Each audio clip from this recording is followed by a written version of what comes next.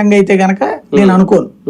కానీ దుర్గారావు యాడ్ అవ్వడం అంటే అతనేమి ఇట్లాంటి క్యారెక్టర్ కాదు కదా, కాబట్టి సంథింగ్ అయితే మనం ఇక్కడే ధృవీకరించలేం.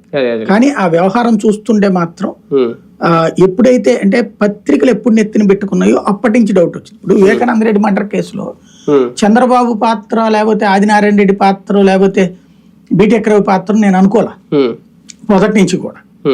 అక్కడ సంథింగ్ ఏదో ఉంటది, ఎందుకంటే ఎన్నో క్రైమ్ చూసాం. క్రైముల్లో పేద పేద నాయకులకు సంబంధించిన మర్డర్లకి చిన్న కారణం ఏదో ఉంటది, అది తర్వాత గానీ బయటపడదని ఇంత ముందు కూడా నేను చాలాసార్లు చెప్పాను. ఫైనల్ గా ఎప్పుడుకి బయటకు వచ్చింది దస్తగిరి మాట్లాడిన తర్వాత నాకు అర్థమైంది. నేను అప్పుడు మాట్లాడింది ఆ తర్వాత ఇప్పుడు మాట్లాడుతున్నది వీళ్ళు.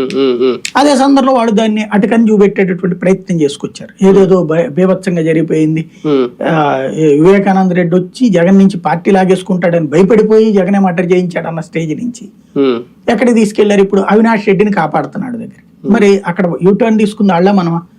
ప్రాక్టికల్ గా చెప్పాలంటే ఇప్పుడు ఈ ఇష్యూలోనైనా సరే రాళ్లు విసరాలి లేకపోతే గనక ఇట్లాంటి ఘటనలకు పాల్పడాలి అనేటువంటి మాటలు మాట్లాడడం అన్నటువంటిది ఎంత బ్యాడో, ఈ బ్యాచ్ కి ఖచ్చితంగా ఎవరో వెనకాలైతే ఉన్నారు. అధికారం కోసం పరితపిస్తూ ఈ కుట్రలు చేస్తున్నారు అనుకోవాలా? జగన్ ఉండగా మనకి ఇంకా అధికారం రాదు అని భయంతో కూడా